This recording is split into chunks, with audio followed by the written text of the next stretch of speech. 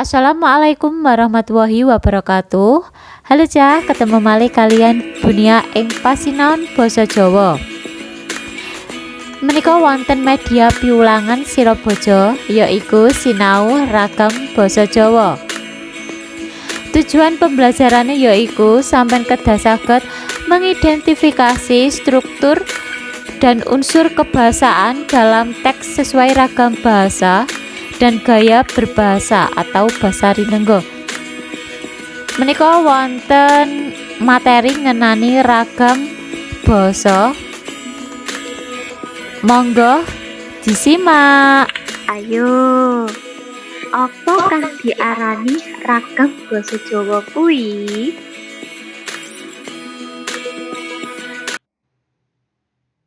Ragam basa Jawa uga diarani unggah-ungguh basa utawa unda-usuking basa Jawa.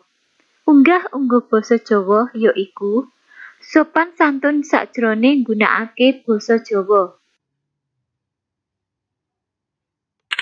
Sakwise mangerteni tegese ragam basa Jawa, saiki unggah-ungguh basa Jawa bakune bisa kaperang dadi pira ta? Banjur coba sebutna apa wae kuwi. Unggah-ungguh basa Jawa bakune bisa kaperang dadi loro, yaiku ngoko lan krama. Basa ngoko dhewe bisa kaperang dadi loro, yaiku basa ngoko lugu lan basa ngoko alus. Basa krama kaperang dadi loro uga, yaiku basa krama lugu lan basa krama alus utawa inggil. Basa ngoko lugu yaiku basa kang tembung-tembunge dumadi saka tembung ngoko lan ora kecampuran basa krama. Tuladhane, kowe mau bengi turu jam pira?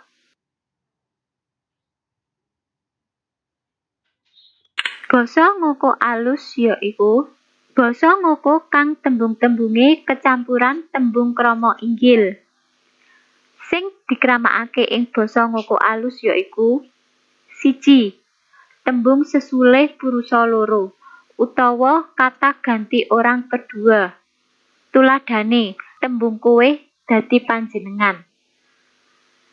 Sing nomer 2 yaiku tembung kriya utawa kata kerja. Sing nomer 3 ana tembung arang tertamtu kang dikramakake.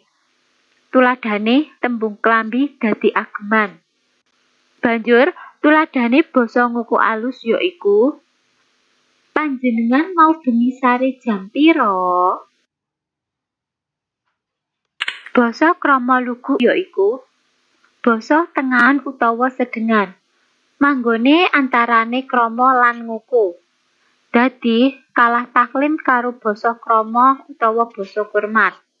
Nanging luwih taklim tinimbang basa ngoko. Tuladhane basa krama lugu yaiku sampean wau dalu tilem jam pinten? Basa krama alus utawa inggil yaiku basa krama utawa kurmat kang kecampuran tembung-tembung krama inggil tumrap wong kang diajak guneman. Ing basa krama alus luwih ngajeni tinimbang basa krama lugu. Tuladhane basa krama alus yaiku panjenengan wau dalu sare jam pinten? Sabanjure, kepriye to panganggone basa ngoko lugu, ngoko alus, krama lugu, lan krama alus? Panganggone basa ngoko lugu yaiku 1. Bocah kang durung bisa guneman genep utawa bocah kang durung ngerti unggah-ungguh. 2. Wong guneman marang sakpadha-padha sing wis kulina banget. 3. Wong nandika utawa ngrundel ngremeng guneman dhewe alon-alon. 4. Wong tuwa marang wong kang kepranah enom. 5. Wong luhur utawa pemimpin marang andhane. panganggone basa ngoko alus ya iku: 1.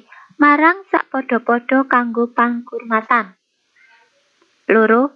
Ibu marang bapak sing wis kulina ngoko-ngokoan. 3. Adik marang kangmas utawa mbakyune. Dene panganggone basa krama lugu ya iku: 1. Marang sakpadha-padha kanggo pangkurmatan. 2.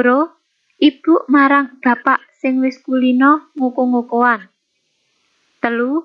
Adik marang kangmase utawa mbakyune. Dene panganggone basa krama alus ya iku: 1. Wong enom marang wong tuwa. 2. Murid marang gurune. 3. Anak marang wong tuwane sakloran. 4. Andahan marang ndhuwurane. 5. Batur marang juragane.